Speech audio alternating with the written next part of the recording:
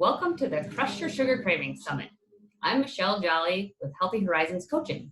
Today we'll be interviewing Charmaine Platon. Charmaine is a sugar cravings coach. She's certified life and weight loss coach and was a psychiatric registered nurse at UCLA for 8 years. She is the creator of sugar-free self-care and is an expert at managing food cravings. Charmaine teaches people how to eat consciously and intuitively so they can finally reclaim power over their food and their weight. Years ago, Charmaine was borderline pre-diabetic, even though she was in the best physical fitness and shape of her life.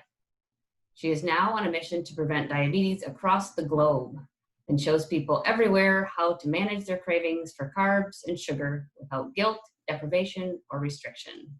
Yay, welcome, Charmaine. So glad to have you today. Thank you so much for having me. Yeah.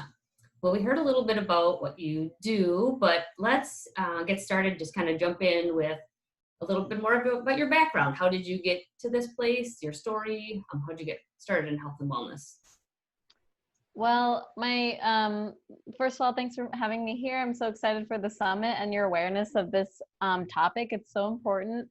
My journey into health and wellness was not very conventional. I never really cared about what I ate for so long, like most of my life. It was only when, like you mentioned a few years ago, I was a personal trainer and I was doing all the things I thought was right. Like I was working out like intensely 4 to 5 times a week. I was a competitive athlete. I've done marathons, full marathons, all these things. And I looked fit on the outside, but I never looked at the diet. And so when I just went to my regular doctor's exam, my labs showed that I was pre-diabetic, and my hemoglobin A1C test, which diagnoses diabetes. And that was terrifying because I take care of patients with diabetes, and you can see the worst of the worst in the hospital. Like some of them have really bad wounds and ulcers, and you just don't want to go there. So that propelled me on this journey to wellness, really looking more about what I eat, and that's changed so much in my life. And I'm a big advocate for eating real food and eating sugar-free. And I'm so glad that I got that lab result because that helped me do all these things. Yeah, that's great. People might not even think that they're having issues, but yeah, getting regular labs done is really important. Yeah. So I recently found you for the summit, and I was looking around your website, and you have a lot of sugary treats and stuff. People might kind of wonder why you use that. Kind of, they might think, well, like for AA, they don't do a frosty beer mug for their advertising. So kind of tell us a little bit about your psychology of that. Oh my gosh, that's such a good point. Well, so I was a nurse for 8 years at UCLA. I was a psychiatric nurse, and a lot of what I do as a certified life coach and weight loss coach, it blends in really well with psychiatry, where you're helping people look at their mindset around food. And that's why I went from personal training to life coaching, because I felt like that mindset piece was really what can help solidify new habit changes. But the thing is, most of us don't know what we think about food. And most of us have no idea what our thoughts are or our mindset is around food. A lot of people don't see the correlation there. So I purposely put all these amazing, cute, and delicious foods to help provoke those thoughts, to help people see that you do have cravings that a lot of people aren't consciously aware of. And when you see that you have cravings, that's your first step into helping you stop craving. But a lot of people don't think they crave. A lot of people just think, oh, I just eat because it looks good. It was there, you know. But if you don't know the thoughts behind the cravings, you will never be able to fix that permanently. Yeah, that's really good. It helps. Yeah. Fortunately, I could look at the things and be like, oh, that looks a little too sweet for me. So I passed. Same here. Right. Yeah. So you kind of get into a little bit of stuff with people, kind of why do we actually crave sugar? You talked a little bit about psychology of things, but what is like the science behind things? Right. So I always say there's two reasons why people overeat. The first reason is because of a hormonal imbalance. Mm.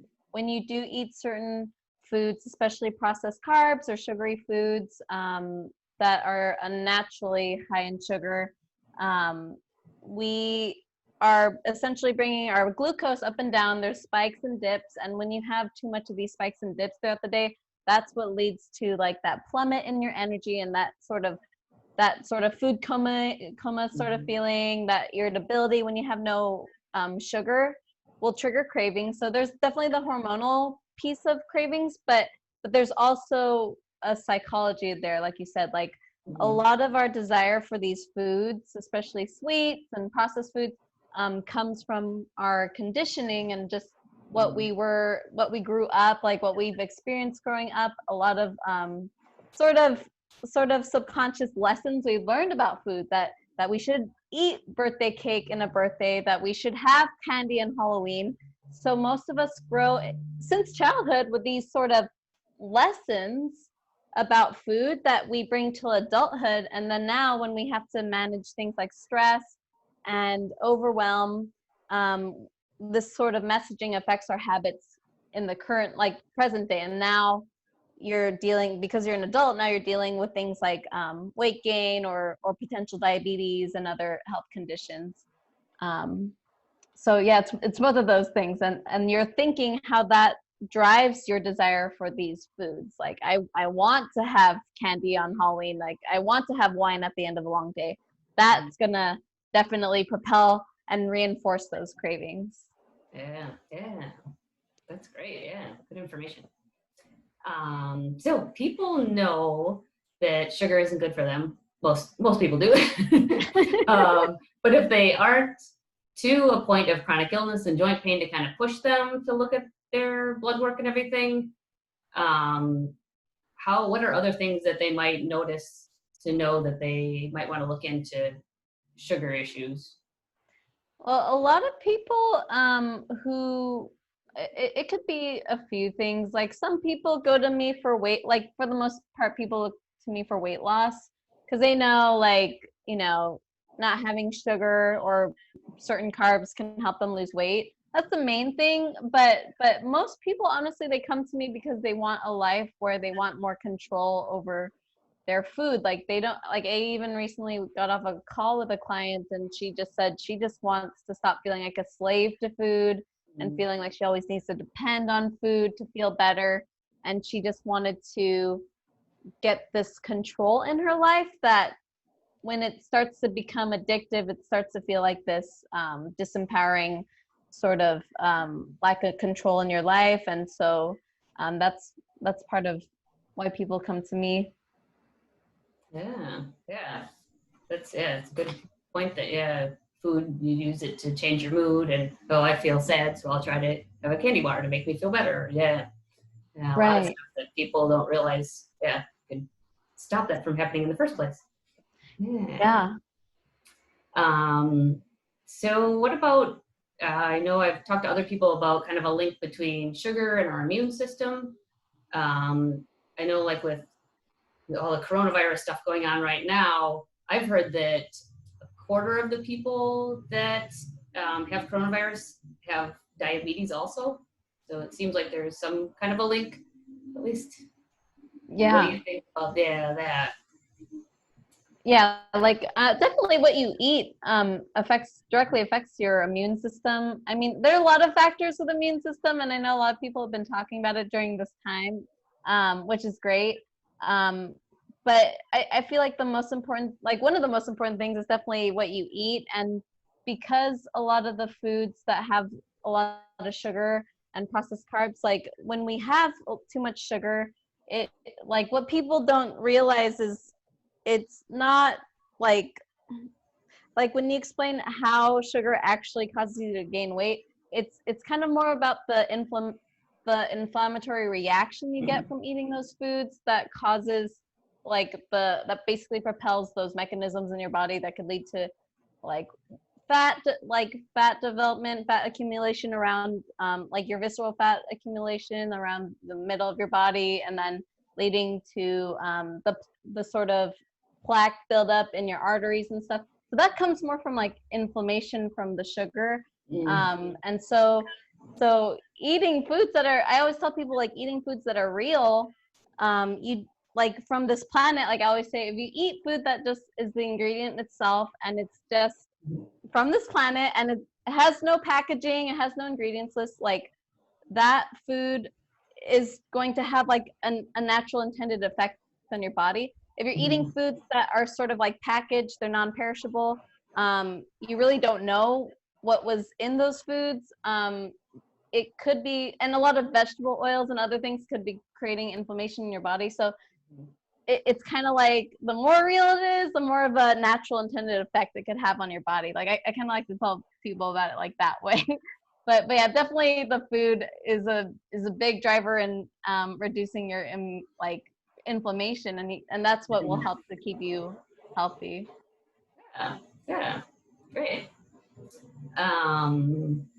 So someone that is wanting to kind of work on their health, maybe they are at the point of the chronic illness or autoimmunity, do you think it's better to work first on just cleaning up the diet or go more in the psychological end of it? I suppose a little of both, but is there better to do one first or the other?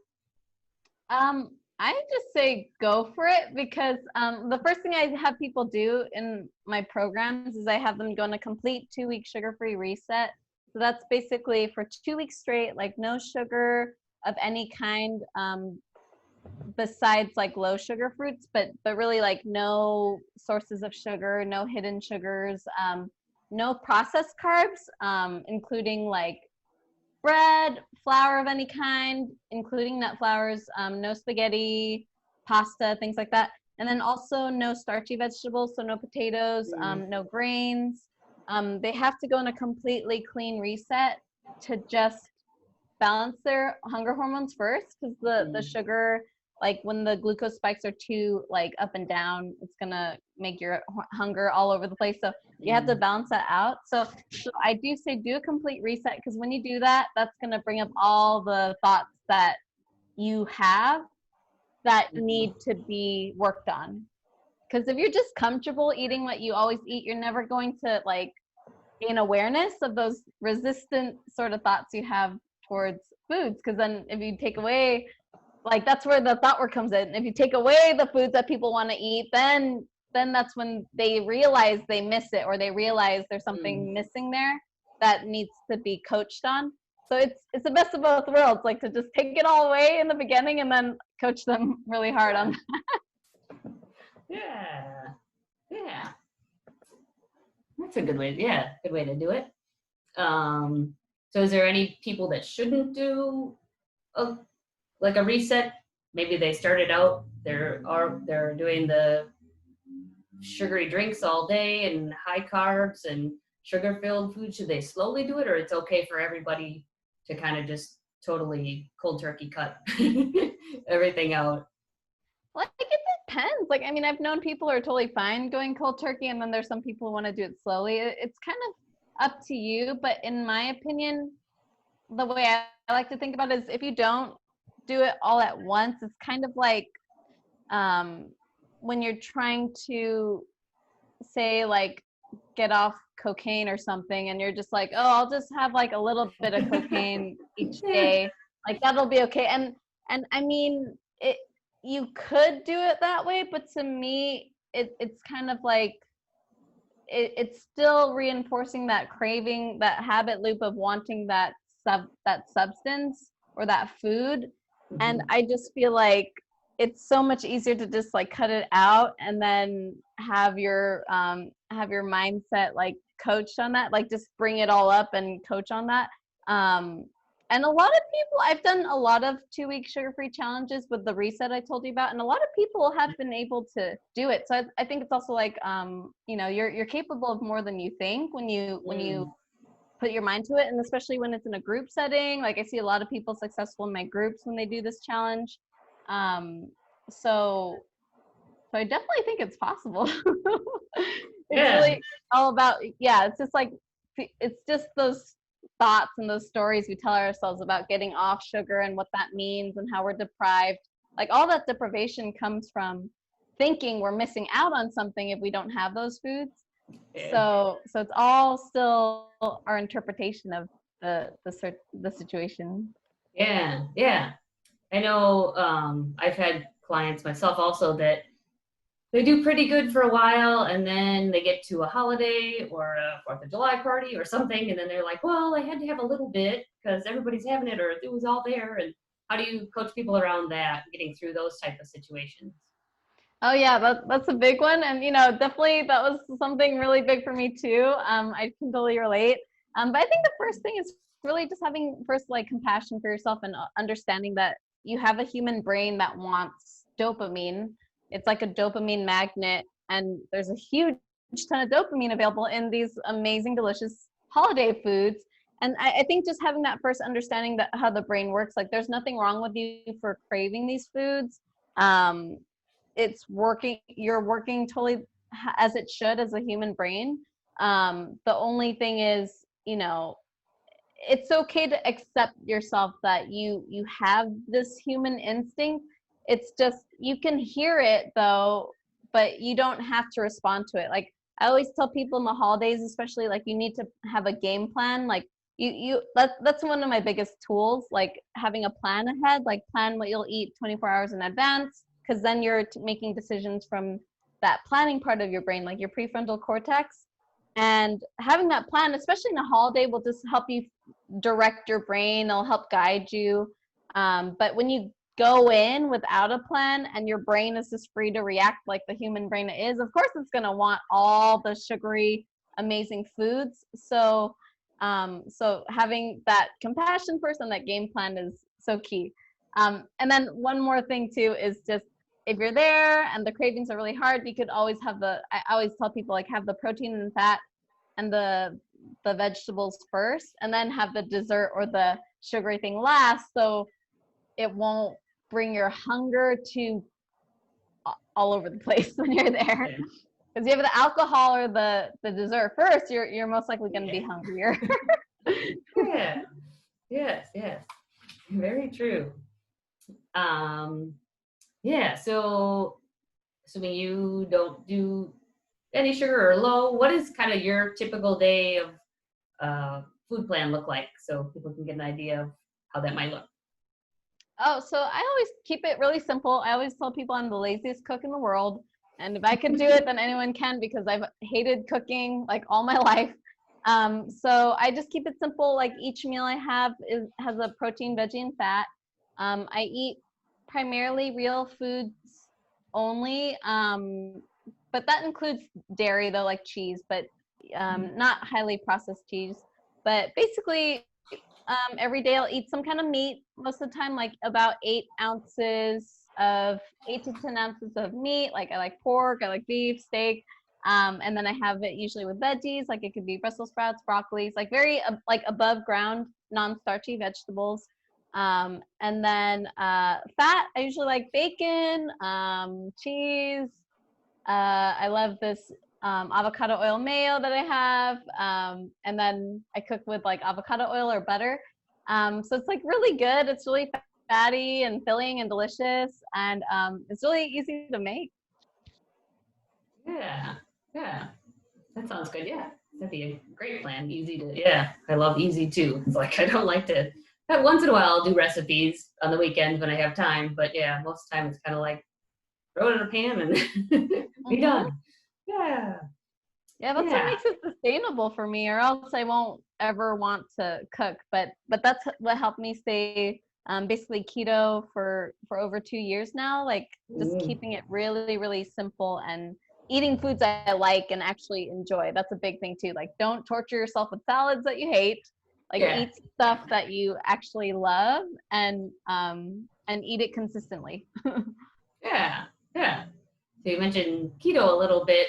I know I haven't gone to that yet, considering it with all the people in the summit promoting it, but is that something that someone could go in and out of. So maybe on the weekends or whatever, if they want to enjoy maybe a bit more carbs than they might during the week.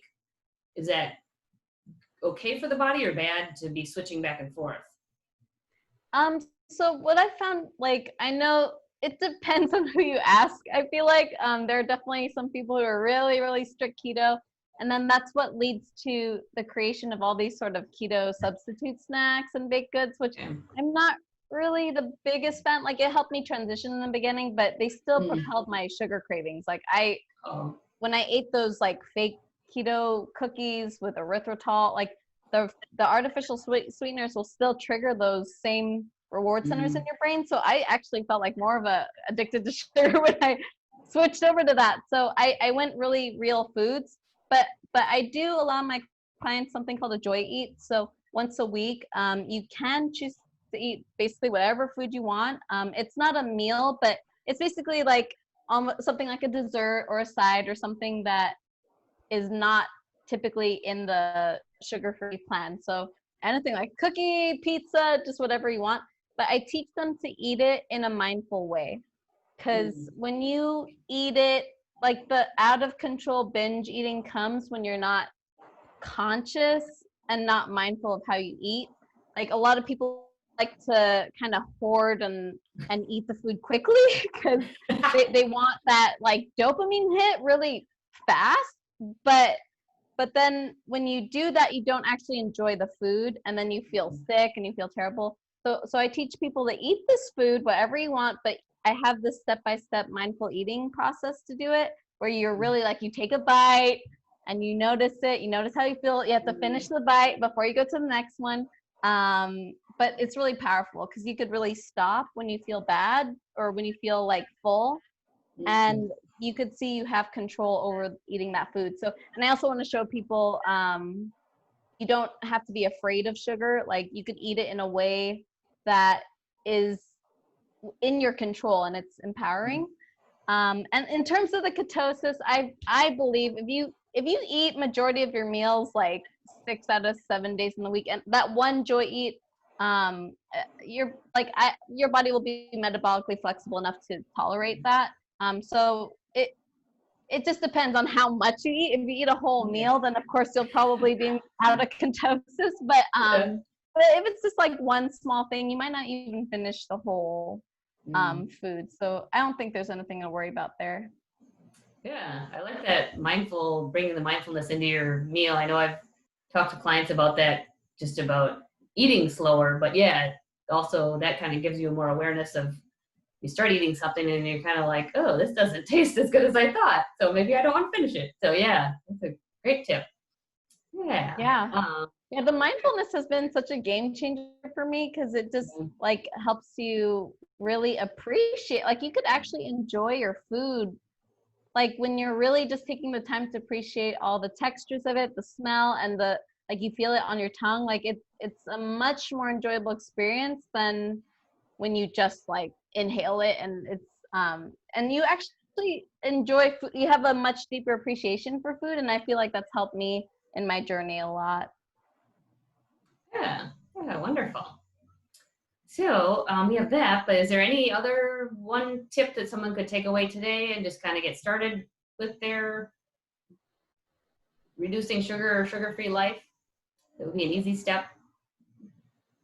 Yeah, I think basically just making a realistic plan of what you'll eat. Like I'm really big on the planning. Like you really want to make your food decisions from this place of being in alignment with your goals.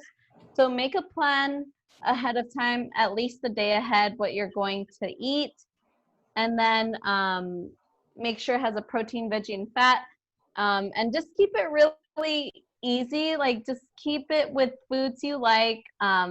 If in the beginning you do need to have some low sugar fruits in there or something to help, like that's fine. Just meet yourself where you are. Like don't lie to yourself. Like if you really feel like you can't get rid of all the sugar, like then allow yourself to have a little bit of carbs and then just be realistic with yourself. But the most important thing is you honor your plan. Like I always tell my clients, like you want to be someone who says what you'll do and do what you say, because that will help you with any goal that you have. So you want to start there, like building that relationship of trust with yourself. Yeah, that's great. Yeah, so we're coming to the end. I just wanted to, is there anything that I haven't asked that you think people really should know before we finish things up? Yeah, I feel like if you have a craving, it really, there's nothing wrong with you. It's just you want to be, you also want to realize that cravings on the emotional level, it's not about the food. It's always about like, how are you wanting to feel after you eat the food? So just get curious about it. Like when you're wanting a food, don't beat yourself up. If you've eaten something, don't be hard on yourself. Just kind of ask yourself, what were you wanting from the food? Like, were you wanting to feel better? Were you wanting to get stress relief? And then that's your way of just getting to know yourself better and understand yourself. And then maybe from there, you could start thinking of, how can I create this for myself without eating? Like, how can I solve the true problem here? And that can make you more of a looking for a solution and being more of a problem solver, rather than eating the sugar, beating yourself up, going into the criticism cycle. So I always tell people, spend like 80% of the time on the solution, 20% of the time on the problem, and be curious. Just understand, what were you wanting from the food, and how can you get that without food? Yeah, that's wonderful. Yeah, I didn't think about that. Yeah, just thinking, getting deeper into the root cause of why you're having the craving. Yeah, that's really good. Yeah. Right. All right. So much good information, and there's so Thank much you. more we could talk all day. But I know. don't want to go too long. People can contact you later. And how can they find you? Where is a good place? Where do you hang out? Oh, Or I like love hanging out on online and stuff. Instagram. Yeah, like online, that's where I'm at. But yeah, I'm at Instagram at sugarfree.selfcare. I also have a YouTube channel, youtube.com/sugarfree selfcare TV. And you can get more of my free websites, my free meal prep training at sugarfreeselfcare.com. And I'd love to just make friends with you, say hi.